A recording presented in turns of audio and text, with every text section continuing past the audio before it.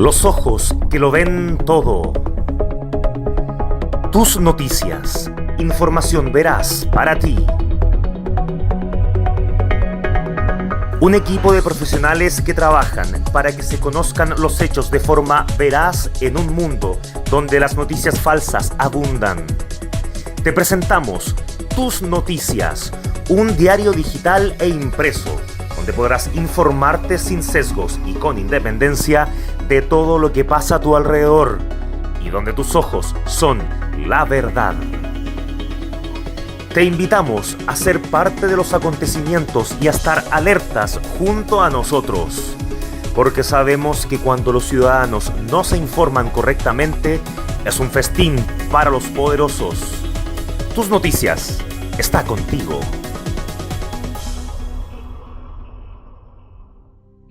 Bienvenidos a esta primera edición de este noticiero digital de tusnoticias.cl, un nuevo sitio a través del cual queremos entregarles información veraz. No nos importa llegar primero, nos importa poder entregarles calidad, ser sus ojos, los ojos de la ciudadanía. Por eso creemos en este proyecto y además queremos invitarles, por supuesto, a revisar toda la contingencia nacional e internacional, porque está pasando, este año se está moviendo y además estamos 24/7 profundamente conectados y queremos, por lo mismo, pedirles que nos sigan a través de las redes sociales. Estamos en Instagram, estamos en Facebook, estamos en Twitter, y destacar que ustedes como ciudadanos también son voz y queremos ser su voz.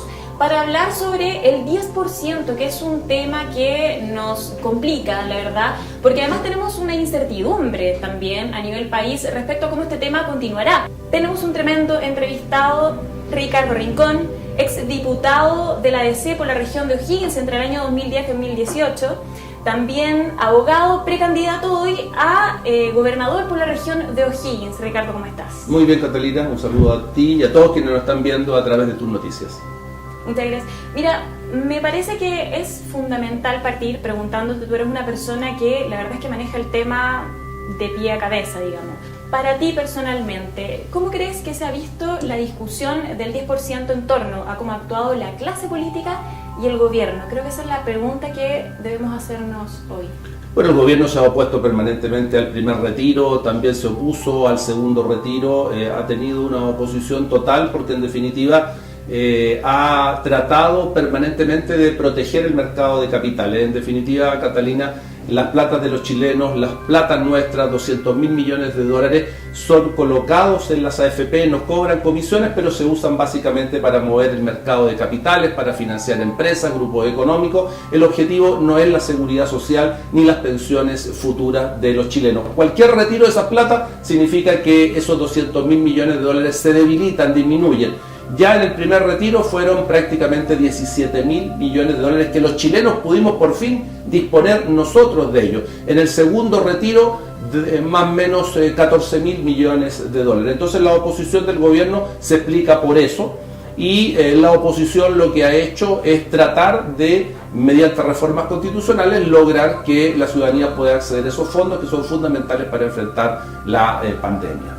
Ricardo, considerando lo que me estás comentando, cierto que en términos globales es lo que está ocurriendo a nivel nacional, pero que ya lo hemos leído a través de la prensa, lo hemos visto incluso en las notas de Tus Noticias, hemos estado básicamente también reporteando lo que está pasando con esto del segundo retiro del 10%.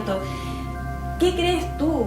¿Cuál sería el escenario ideal en el fondo? O sea, ¿qué debería o cómo debería actuar la clase política, considerando lo que tú me estás comentando? A ver, seamos claros, Catalina. En definitiva, la gente ha querido el primer retiro y el segundo retiro porque tiene una serie de necesidades que resolver y enfrentar. Y el gobierno ha pretendido que no debe hacerse ello como si fuera el dueño de las platas. Te repito, para proteger un mercado de capitales, no un tema de seguridad social. Pero también la gente ha retirado plata porque quiere poder acceder a sus fondos. Saben que sus fondos se les niegan, se les postergan para los 60 años las mujeres, 65 los hombres, y en definitiva después va a ser un cuentagotas para poder recibir parte muy poquitita de esas plata. Entonces la ciudadanía quiere tener acceso a sus propios recursos. Lo que debiera hacer en definitiva el mundo político es terminar ya con el sistema de AFP. El sistema de AFP no da para más. Si quieren algunos estar en AFP o quien quiera estar en AFP porque creo en la libertad del ser humano, bueno, que esté. pero que no tenga esta exclusividad obligatoria de rango no solo legal a través del decreto ley 3500, sino también constitucional, que no exista esa exclusividad obligatoria y la ciudadanía pueda disponer sus fondos, por ejemplo, en una cooperativa de ahorro para las pensiones, pueda ver mecanismos distintos para podría haber, por ejemplo, alguien que quisiera ir al sistema de reparto, que de hecho un sector del país tiene sistema de reparto, de manera tal que no exista exclusividad en el tema por parte de las AFP. La ciudadanía no quiere más AFP, no quiere que sus platas sigan capturadas por la AFP. Para cerrar la idea entonces, ¿hay falta de voluntad? Totalmente, Catalina, falta de voluntad. La AFP fue impuesta en dictadura, es un sistema hoy día obligatorio impuesto en dictadura. La democracia lo consolidó. Doy un solo ejemplo, podría dar muchos. Los multifondos no existían hasta que en democracia se crearon. Y resulta que ninguno de los fondos es cero riesgo. Eso es un absurdo. Porque en el sistema capitalista y de mercado sí existen instrumentos de renta fija. Por lo tanto, ¿por qué no hay un fondo cero riesgo? Porque lo importante es el mercado de capitales, porque las comisiones se pagan por riesgo. Por eso que al sistema le sirve mucho que la gente esté en el A o en el B, porque ahí las comisiones por externalización de la administración de los fondos son mayores. Es decir, no hay voluntad. ¿Por qué? Porque todos, absolutamente todos, salvo algunas excepciones que solo confirman la regla, en definitiva, quieren mantener este sistema y quieren que lo más importante siga siendo, lamentablemente lo digo, Catalina, el mercado de capitales y no la pensión futura o la seguridad social de los chilenos. Teniendo en consideración lo que me estás comentando, que definitivamente hay una falta de voluntad desde la clase política, desde el gobierno, ¿qué hiciste tú precisamente, Ricardo? Te quiero llevar al terreno más personal tuyo como profesional, también como abogado, pero principalmente como diputado, en materia legislativa, en temas de pensiones cuando fuiste diputado. ¿Qué hiciste? ¿Qué viste? Varias cosas, la verdad, Catalina. Creo que he sido súper consecuente en esta materia. Una de nuestras iniciativas más importantes fue la posibilidad de retirar hasta un 25%. No estoy hablando del 10%, no, hasta el 25% de los fondos para que la ciudadanía pudiera comprarse una casa. A nuestro juicio no existe una pensión digna futura si las personas no son dueñas de su propio inmueble.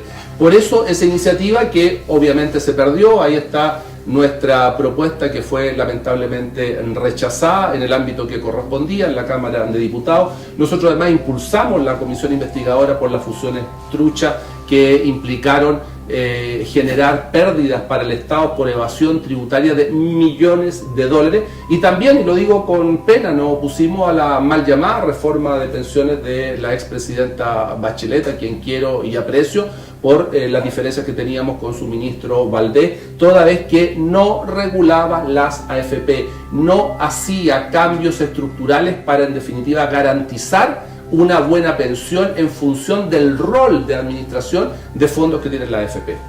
¿Se pudo haber hecho más? Mucho más.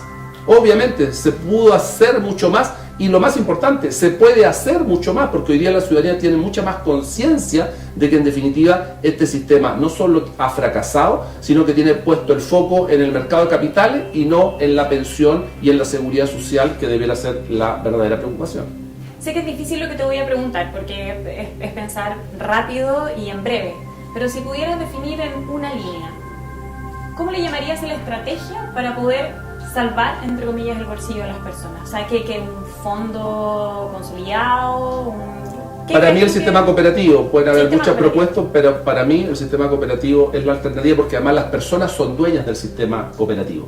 Y eso marca la diferencia, ahí las utilidades desaparecen y se transforman en excedentes que son de beneficio de todos los cooperados y por lo tanto tiene una óptica totalmente distinta, está imbuida en los principios de solidaridad, de colectividad, de bien común. Evidentemente tú los fondos los administras, haces que renten, pero el concepto de utilidad, de lucro, desaparece por el de excedentes, de beneficios que genera el sistema para todos.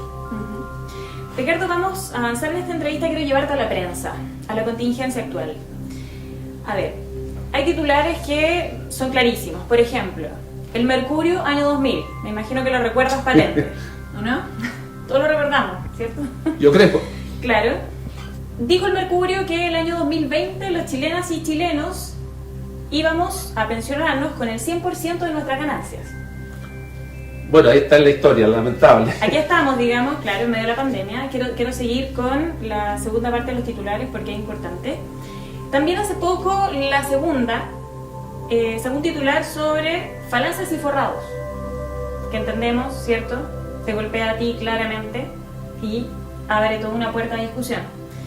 También la tercera, incluso lo mencionó, los rincones felices y forrados. Dos cosas. Lo primero, me imagino, y quiero también, de alguna manera, como entrevistado, que puedas compartir parte de lo que ha sido tu experiencia respecto a esto, porque no es fácil estar tras bambalinas, ¿cierto? Con toda esta información, abrir la prensa, verla y no precisamente enterarte por la prensa, pero leer esto que también tiene una carga por una parte emocional, por otro lado también está, ¿cierto?, yendo en una precandidatura como gobernador. Entonces hay un tema acá que me parece interesante que tú mismo nos comentes cómo lo has llevado.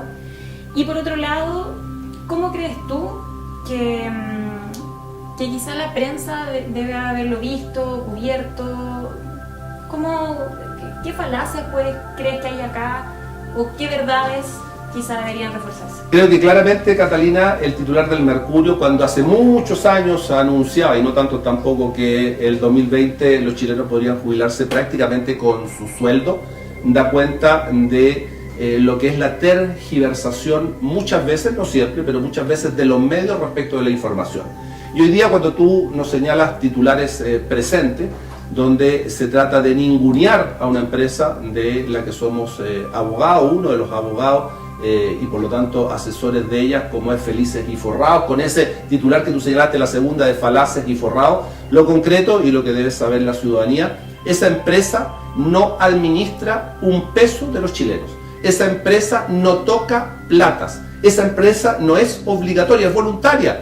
Por 2.000 pesos, menos de lo que cuesta una botella de vino o una cajetilla de cigarros, pero además sin tocar cartera, sin tocar las plata. La AFP es obligatorio, tocan nuestros fondos, los mal usan, no compensan por pérdidas, cobran dobles comisiones y en definitiva, además, las rentabilidades que dicen ganar no se traspasan a la ciudadanía. Lo que hacen en definitiva Felices y Forrados es dar recomendaciones que la gente puede seguir o no. ¿Para qué? Para cambiarse de fondo, evitar las pérdidas y tratar de tener una mejor rentabilidad. Entonces, claramente aquí hay una utilización de los medios se financian de alguna parte y las finanzas que generan los recursos para ello, obviamente muchas provienen del mercado de capitales, donde se transan acciones y compran distintas empresas que hacen publicidad. Es así de claro. Y el sentido, obviamente, desprestigiar a quienes, sea una empresa o sea un particular como yo, estamos en contra del sistema de AFP. De hecho, Felices y Forrados no está en contra de ese sistema, sino de una buena administración de fondos. Yo estoy en la punta, por así decirlo, estoy en contra del sistema de AFP. Creo que simplemente es una gran estafa, Chile lo sabe, y a todos aquellos que estamos contra la gran estafa nos van a querer tratar de desprestigiar. Ricardo, agradecerte puntualmente por estar acá, por tu tiempo. Es un tiempo súper movido, sabemos además que me voy corriendo, de hecho. Te vas corriendo, sí, a juntar las firmas. Exacto. Así que agradecerte también la transparencia con la que nos estás respondiendo. Me imagino que siempre preguntas incómodas, pero lo importante es responderlas. Exactamente. Así que acá estaremos para seguir respondiéndolas también. Y te lo agradezco también, y un saludo a todos los telespectadores y seguidores de este medio. Gracias a ti. Bueno, para ustedes también pedirles que, por supuesto, continúen leyendo tus noticias. Seguimos 24/7 reporteando para ustedes, www.tunoticias.cl. Y en esta primera edición queremos además informarles a través de esta cápsula constituyente, un espacio que integrarán las personas que probablemente vayan a redactar la nueva constitución para nuestro país. Ahora nos acompaña un abogado, profesor universitario. Queremos dar la bienvenida a Jaime Yanzana, que nos va a compartir, para comenzar, primero una reflexión respecto a cuál sería, ¿cierto?, el principal desafío en materia ambiental en esta nueva constitución, Jaime. Gracias, Catalina. Yo creo que es una gran pregunta la que estás haciendo. Ha resultado completamente insuficiente el derecho a vivir en un medio ambiente libre de contaminación. La promoción y protección del Estado respecto a esta garantía constitucional ha significado que sea, no obstante su consagración, coja, tuerta y muda. ¿Cómo es posible explicar un fenómeno como Puchuncaví frente a esta circunstancia medioambiental en que no haya responsabilidad? El derecho a vivir en un medio ambiente libre de contaminación no basta, basta que sea o requiere que sea integral, requiere que sea inclusivo. El Estado es un sujeto obligado. ¿Por qué en Chile no existe responsabilidad penal frente al daño ambiental? En consecuencia, limitar solo la responsabilidad ambiental al que contamina paga constituye una manifestación muy pobre respecto de los desafíos ambientales que tiene el país, no solo para la protección y salud de la población, sino también para las generaciones futuras.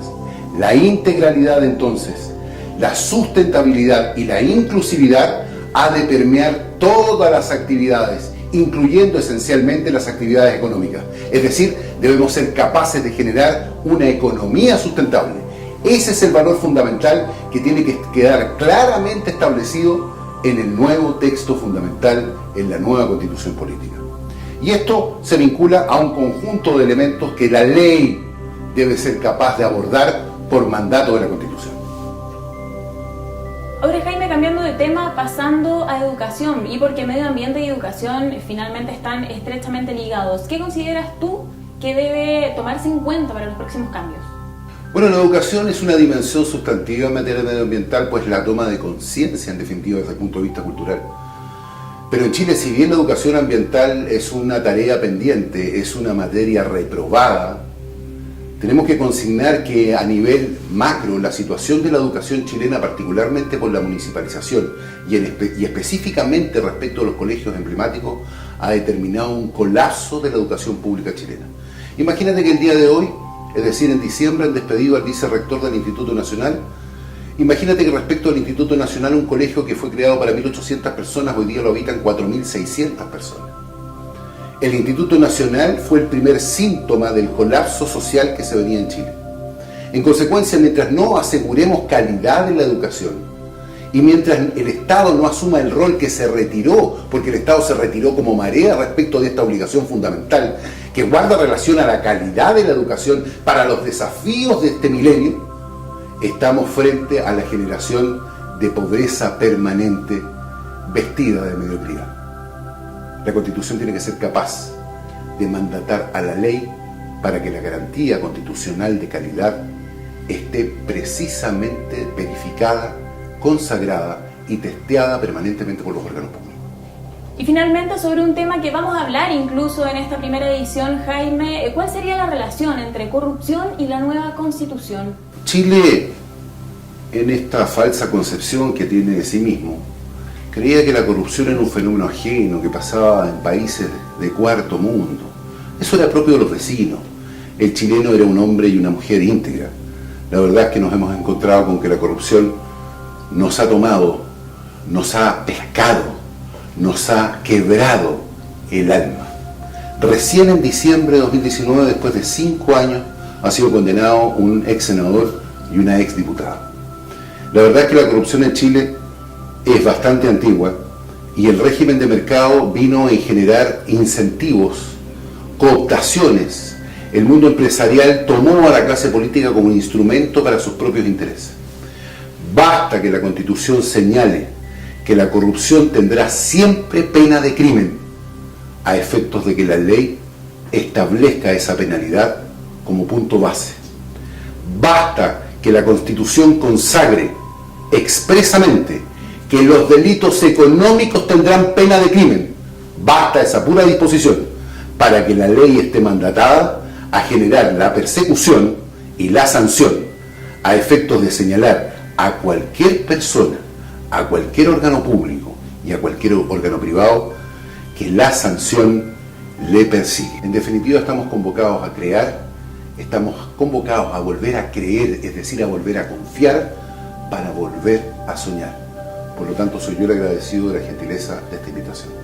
Bueno, y una de las noticias que ha generado mayor controversia este último mes, ¿cierto?, es este llamado Bus de la Libertad, que a través de Marcela Aranda, directora del Observatorio Legislativo Cristiano, se pidió para circular en las calles de Santiago del Paraíso. Había pasado este bus también anteriormente en el año 2017 como dato, y evidentemente generó bastantes críticas, se le ha denominado también el bus del odio.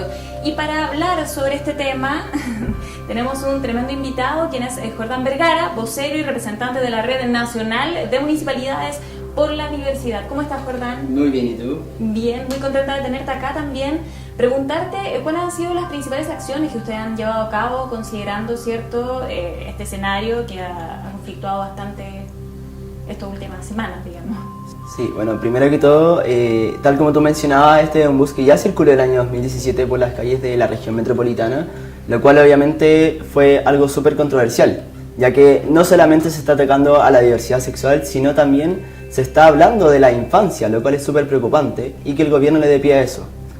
Nosotros como gobiernos locales, a través de las autoridades de nuestras comunas, hemos planteado la negatividad de que este bus siga transitando y que el gobierno lo siga permitiendo, que es peor aún. En ese sentido, la semana pasada se convocó un punto de prensa fuera de La Moneda desde los gobiernos locales exigiendo al gobierno central que no autorizara la marcha de este bus. Perfecto. ¿Cómo les fue? ¿Cómo fue esa reunión, ese punto de prensa? Fue bastante convocatoria, fue una convocatoria muy grande. ¿Masiva?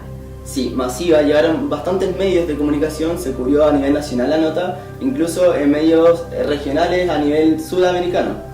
En ese sentido, no hace mucho sentido que esta noticia tenga tanto revuelo, por lo mismo que estábamos comentando recién. Sin embargo, desde el gobierno no se ha dado una respuesta.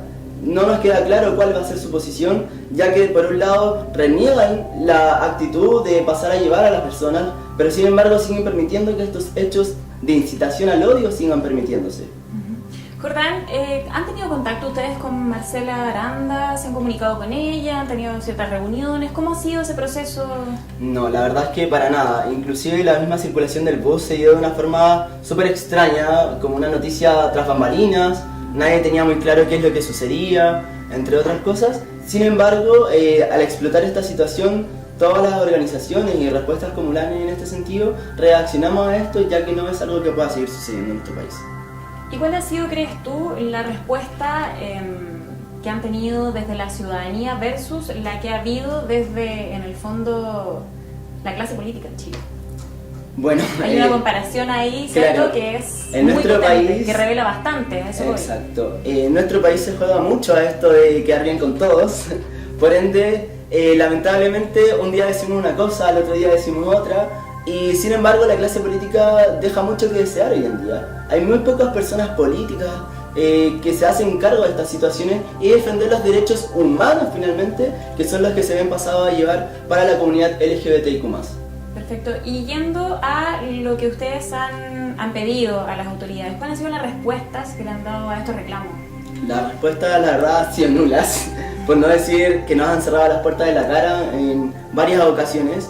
Nosotros hemos buscado reunirnos con el gobierno central mediante subsecretarías, con cargos del gobierno central, sin embargo no se ha dado ninguna respuesta. Y es por esto que nosotros hemos recalcado desde el día 1 de la creación de esta red, en el año 2014, que hoy en día en Chile somos la única respuesta estatal que existe para la comunidad LGBTIQ+. Son los únicos encargados de dar frente a estas necesidades desde las comunas y que además, lamentablemente hoy en día, siguen quedando a voluntades políticas. Se han cerrado programas durante estos años, otros han perdido presupuesto, lo cual obviamente deja desvalido todo este tema de la diversidad para las personas. Absolutamente. En temas de política pública me gustaría meternos un poquito ahí, considerando lo que está pasando respecto a este bus particularmente, que evidentemente es un hito, pero acá hay un trasfondo mucho más profundo, digamos. ¿Qué crees tú que permite quizás esta discusión? ¿Abrir de hecho, enfrentarnos? ¿Se viene además la redacción de una nueva constitución? ¿Lo han discutido? ¿Cómo Sí. va más o menos esta pauta? Bueno, durante el año lo primero que nosotros hemos realizado es un trabajo en conjunto, justamente a la par de organizaciones del gobierno, en un trabajo en la reformulación de la ley 20.609 que nace el año 2014, que es la ley antidiscriminación, que sin embargo, como todo en Chile, está hecho a medias. Por lo cual deja muchas cosas inconclusas. Tenemos categorías que no son claras, tenemos hechos que tampoco son claros para la comunidad y es la única ley que hoy en día a ti te castiga si las pruebas no son suficientes ante un hecho de discriminación. Y que además, en caso de que este inclusive se llegase a comprobar, no hay ningún hecho reparatorio para la persona afectada. Sin embargo, sí, al cobrar una multa estaba en beneficio directamente del gobierno. Entonces, ¿qué es lo que estamos haciendo realmente? ¿Es mucho el trabajo que hay que pedir? Sí, es necesario y es justamente eso por lo que hemos trabajado. Sin embargo, hasta hoy en día la ley antidiscriminación, por ejemplo, no considera incitaciones al odio. En cambio, sí considera aspectos cuando a ti te golpean, cuando sufres hechos de violencia. Entonces, no estamos previniendo los hechos de discriminación, sino que solamente lo estamos reparando y además lo estamos reparando de pésima manera. Absolutamente, tiene sentido todo lo que estás comentando. Bueno, además a nivel mundial, por supuesto, se lucha, ¿cierto?, por la apertura a la diversidad y básicamente esto vendría siendo lo contrario. Exacto. Hay algo ahí en este discurso que evidentemente no cuadra y por lo que comentas tú, bueno, la ciudadanía por lo menos está despertando y se está hablando sobre el tema y poniendo en pauta. Para ir cerrando un poco esta idea, ¿cómo lo han comentado ustedes? Por ejemplo, para ti, tras bambalinas, ¿cuál crees tú que debería ser la actitud? Evidentemente, ustedes creen que el bus simplemente no debería pasar, ¿cierto? Está claro. Pero, ¿cuáles deberían ser las acciones próximas? Considerando que esta puede ser una opción, digamos, que existe un bus, que se le llama el bus del odio, que hay estos encuentros, ¿cierto?, de visiones bastante radicales. ¿Crees tú que sería un primer paso, por ejemplo, no solamente el cambio de ley, sino que además quizás asambleas ciudadanas como educación, evidentemente ciudadana? ¿Han hablado, por ejemplo, con el Ministerio de Educación? ¿Cómo son esos vínculos desde la organización de ustedes? Sí, bueno, la verdad es que los vínculos con el gobierno central, como te mencionaba, son bastante nulos, bastante pocos, y lo poco que se ha logrado ha sido bastante, no sé, poco comprometedor. Siempre estamos ahí como escondiendo la mano después de decir ciertas acciones, lo cual obviamente deja mucho de qué hablar. Por otro lado, nuestra acción principalmente aquí va enfocada a que el día de mañana sean más de 18 a 20 municipios, que son los que actualmente componen esta red, los que tengan oficinas de diversidad, ya que somos la única respuesta estatal. No es posible que exista un menos del 5% de oficinas de diversidad en el país. Tampoco existe un ente regulador de estas oficinas, no hay un ministerio, no hay una subsecretaría, no hay nada que de alguna forma venga a unir criterios en estas oficinas, por lo cual obviamente esta red viene un poco a subsanar esa necesidad de trabajar de forma organizada, de forma centralizada, pero también atendiendo a las necesidades de la comunidad, que es nuestro rol fundamental hoy en día. Perfecto. Me gustaría cerrar esta entrevista con un mensaje tuyo. Ya entendemos la relación nula que hay con la autoridad, por lo menos lo que estás denunciando tú, ¿cierto? Jordán, ¿qué le dirías tú a la ciudadanía? A las mamás, a los papás, a las niñas, niñas. Sí, bueno, nuestro mensaje va más, sin embargo, pese a todo lo malo que pueda estar sucediendo hoy en día, va siempre en lo positivo, en que se sigan abriendo oficinas, a que la comunidad, tal como lo ha demostrado durante todo este último año, se empodere de sus derechos, que hoy en día son derechos humanos de los que estamos hablando precisamente en esta ocasión, y que sin embargo no se respetan. Entonces el llamado es a empoderarse de estos espacios, a exigir a sus autoridades que se cumplan estos derechos y los hagan valer. Perfecto. Muchísimas gracias, Jordán, por tu gracias tiempo, por la claridad también, y bueno, esperemos que las cosas con el camino se vayan solucionando y me imagino que ahí ustedes van a estar trabajando full time en esto mismo. Y así finalizamos esta primera edición de tusnoticias.cl. Quedan todas y todos invitados a seguir, por supuesto, leyéndonos y a seguirnos por las redes sociales. Nos vemos.